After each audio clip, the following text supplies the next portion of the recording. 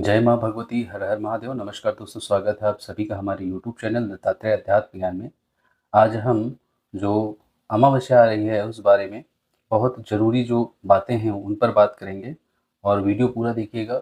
अमावस्या पर जो विशेष चर्चा है ये आपको सदैव आपका साथ देगी। तो चलिए प्रारंभ करते हैं। सर्वप्रथम अमावस्या जो होती है वो पितरों को समर्पित होती है, ये तो आप सभी जानते हैं। पितरों को समर्पित होती है। यदि पितृ हमारे प्रसन्न होते हैं तो हमारे साथ-साथ घर के जितने भी सदस्य हैं, जो भी अमावस्या का पूजन आदि न स्नान दान आदि करता है, उसके साथ-साथ घर के जितने भी सदस्य हैं उन सभी की समस्याएँ दूर होती हैं। तो और लक्ष्मी भी साथ आती हैं। तो आइए जानते हैं इस तिथि में क्या होने वाला है। तो 2 दिसंबर को जो भाद्रपद मास की अमावस्या है, सोमवार को पड़ने की वजह से उसको सोमवती अमावस्या भी कहा जाएगा। मौनी अमावस्या भी इसी को कहते हैं लोग। इसी अमावस्या को पिठौरी अमावस्या कहते हैं और कुशोत्पाटिनी या कुशग्राहणी अमावस्या भी इसी दिन को कहा जाता है। जो 2 तारीख को अमावस्या पड़ रही है वो सुबह भोर 5 बज के कुछ मिनट से दूसरे दिन मंगलवार को 7:27 तक पड़ेगी। मंगलवार को 7:24 तक रहेगी। विष्णु पुराण में बताया जाता है कि अमावस्या को पेड़ से फूल पत्ते आदि नहीं तोड़ने चाहिए। तो 2 तारीख को तो पूरा दिन नहीं तोड़ना है। 3 को भी हम सुबह जो 7:26 तक है तब तक फूल पत्ते पेड़ से नहीं तोड़ेंगे। इससे ब्रह्म हत्या का पाप लगता है, ये ध्यान रखिएगा। और यही अमावस्या नहीं, हर अमावस्या को यह नियम अपना लीजिए। यदि किसी का यह नियम है कि वो प्रत्येक दिन भगवान नारायण को तुलसी पत्र अर्पित करता है, तो यह बताया जाता है भगवान की पूजा वो गिरे हुए पत्रों में, जो तुलसी जी के पास में पत्ते गिरे हों, उनसे वो उन पत्तों को उठा करके साफ करके धुलकर भगवान को अर्पित कर सकता है। ऐसा स्कंद पुराण में बताया जाता है। और एक खास बात, जो व्यक्ति अमावस्या के दिन दूसरे का अन्न खाता है, उसका महीने भर का पुण्य उस अन्नदाता को मिल जाता है। अर्थात भाद्रपद की अमावस्या को आपने अन्न खाया तो आपने भाद्रपद में जो कुछ भी पुण्य किया होगा या करेंगे, वो संपूर्ण फल उस अन्नदाता को मिल जाएगा। और इसलिए आप यह ध्यान दीजिएगा कि इस दिन किसी के हाथ से कुछ मत खाइए, ना किसी के घर का खाइए, अपने घर का खाइए। अपने परिवार का आप खा सकते हैं, बाहर का नहीं।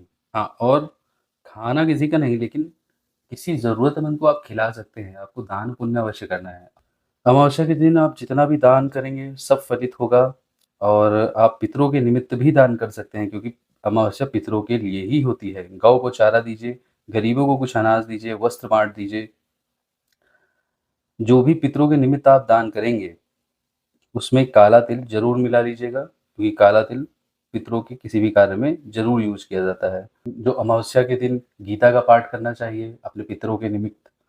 पितरों के निमित्त हो सके तो तर्पण आदि आज के दिन ही करना चाहिए, अर्थात आज के दिन का मेरा मतलब है अमावस्या के दिन।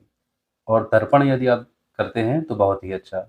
इस दिन तीर्थ में जाकर के स्नान करना, दान करना, जप, तप, इन सब का बहुत ज़्यादा महत्व है। तो यदि जो लोग गंगा जी के पास में रहते हैं, तो वो लोग गंगा जी में स्नान अवश्य करें। नर्मदा नदी के पास में जितनी भी नदियाँ हैं, गंगा, यमुना, गोदावरी, नर्मदा, तो इन सभी के पास में जो रहने वाले हैं वो इनमें स्नान अवश्य करें। और उसके बाद में स्नान का जो महत्व है वो प्राप्त करें और फिर दान करें। साथ ही जो किसी यदि मंत्र का जप तप करते हैं तो उस मंत्र का जप भी अवश्य करें। और बताया जाता है, ऐसा शास्त्रों में वर्णित है कि यदि हम किसी विशेष दिन, वैसे तो किसी भी दिन, क्योंकि गंगा नदी का महत्व अलग है, लेकिन किसी विशेष दिन गंगा नदी के तट पर या गंगा नदी की बालू पर बैठकर या फिर गंगा नदी के अंदर बैठकर नाभि पर्यंत जल जो है वो केवल नाभि पर्यंत हो, और या फिर खड़े होकर नाभि पर्यंत जल हो, और हम किसी भी मंत्र का यदि जप करते हैं तो उसका हजारों गुना अधिक फल प्राप्त होता है। अमावस्या के दिन पीपल के पेड़ के पास दीपक आदि जलाना चाहिए, अर्घ्य देना चाहिए, तर्पण करना चाहिए, परिक्रमा करनी चाहिए। इतना कार्य पीपल के पेड़ के पास अवश्य ही करना चाहिए। पूर्वजों के लिए, पितरों के लिए अवश्य से अवश्य आप तर्पण ज़रूर करिएगा, क्योंकि अमावस्या जो है पितरों के लिए ही है। और कहा भी यह जाता है कि यदि पूर्वज हमारे, पितर हमारे तृप्त हो गए, तो पूरे परिवार का कल्याण करते हैं, उनको आगे बढ़ाते हैं, उनको सुख शांति प्रदान करते हैं। यदि आपके पितृ प्रसन्न होंगे तो आपकी नौकरी में यदि किसी प्रकार की परेशानी होगी वो दूर होगी, पढ़ाई-लिखाई में कोई परेशानी होगी वो दूर होगी, विवाह में समस्या होगी वो दूर होगी। ये जितनी भी भौतिक समस्याएँ होती हैं, वो सभी पितरों के कारण ही होती हैं, उनके रुष्ट होने के कारण होती है, उनके श्राप के कारण होती है। तो पितरों के निमित्त अवश्य ही इस अमावस्या को आपको तर्पण करना चाहिए और स्नान दान पितरों के निमित्त ही करना चाहिए। पितरों के निमित्त मैंने पहली बार अमावस्या पे वीडियो बनाया है, लेकिन हर अमावस्या को आपको पितरों के निमित्त यह सभी कार्य करने चाहिए। ये जो अमावस्या है बहुत महत्वपूर्ण है, इसलिए यह वीडियो बना है। आप सभी से निवेदन है, यदि आप चैनल पर नए हैं तो सब्सक्राइब करिएगा, क्योंकि आपको यह वीडियो अच्छा लगा, आपको पसंद आया, इसका केवल एकमात्र यही रास्ता या एक यही तरीका है, मुझे कैसे पता चलेगा, आपके लाइक करने, सब्सक्राइब करने से। तो लाइक करिएगा, सब्सक्राइब करिएगा और कमेंट में एक बार हर हर महादेव अवश्य लिखिएगा। सोमवती अमावस्या पर सुहागिन महिलाएं जो हैं वो व्रत रखती हैं और साथ ही पीपल के वृक्ष की 108 परिक्रमा करती हैं। तो ये सभी पहले तो हुआ करते थे, लेकिन अभी सब भूल गए हैं, शहरों में तो होता ही नहीं है बिल्कुल, गाँवों में अभी भी होता है। तो यह करा क्यों जाता है? करा जाता है अखंड सौभाग्य के लिए। अखंड सौभाग्य प्राप्ति होती है, वंश की वृद्धि होती है, धन की किसी प्रकार की कमी नहीं होती है। इस दिन व्रत जो महिलाएँ रखती हैं उनके लिए। और जो लोग गंगा नदी स्नान करने जाने वाले हैं, उनसे निवेदन रहेगा कि गंगा तीर्थ या कभी भी हम कहीं जाते हैं स्नान करने के लिए, तो कभी भी मलिन वस्त्र पहनकर नहीं जाना चाहिए। घर से नहा धो करके हम वहाँ पुण्य कमाने जा रहे हैं। पुण्य के लिए कोई भी कार्य जब पुण्य का करने जाते हैं, तो स्नान-विस्नान करके पवित्र होकर के जाते हैं। तो घर से नहा धो लीजिए पहले, स्वच्छ कपड़े पहन लीजिए और उसके बाद तीर्थ को जाइए, अर्थात गंगा स्नान को जाइए, फिर वहाँ स्नान करिए। कभी भी गंगा जी में जाने के बाद साबुन, शैम्पू या किसी भी प्रकार का ऐसा कुछ नहीं लगाना जिससे गंगा जी में गंदगी हो। समाज कुछ भी कर रहा हो, मोदी जी कुछ भी कर रहे हों, बड़ी-बड़ी कंपनियाँ, कारखाने कुछ भी कर रहे हों गंगा जी के अंदर, लेकिन आप वहाँ पुण्य के लिए जा रहे हैं, तो आपको वहाँ पुण्य करके आना है। आप वहाँ किसी कोई भी इस प्रकार का कार्य वहाँ नहीं करेंगे। लोग गंगा जी के पास में ही मूत्र त्याग आदि कर देते हैं, ये सब कभी नहीं करना चाहिए। गंगा जी में लोग कुल्ला करते हैं, थूकते हैं इधर-उधर, ये सब कभी नहीं करना चाहिए। इससे आप कमाने गए हैं पुण्य, आप पाप लेकर आएँगे।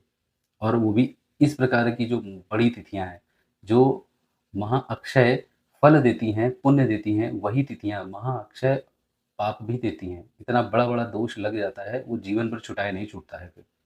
तो स्नान-दान यदि आप गंगा जी में कर रहे हैं या घर पर भी आप नहीं जा रहे हैं, क्योंकि सब लोग नहीं जा सकते, तो वो घर पर ही जल भरिए और जल पे जो मंत्र है, गंगा च यमुने चैव गोदावरी सरस्वती नर्मदे सिंधु कावेरी जलेस्मिन् सन्निधिं कुरु भव, इस मंत्र का पाठ करके सभी लोग जल में ही आवाहित कर लिए नदी को और फिर गंगा जी को समझ करके मानकर उससे स्नान कर लीजिए और फिर स्नान दान आदि सब आप करिए। सब कुछ करने के बाद भगवान शिव का अभिषेक करिए, पीपल वृक्ष की परिक्रमा, पूजन आदि करिए और पितरों के निमित्त तर्पण आदि करिए। तो आप सभी अपनी यथाशक्ति जितना आप कर सकते हैं, अपने इष्ट का पूजन करिए और पितरों के निमित्त अवश्य कार्य करिए।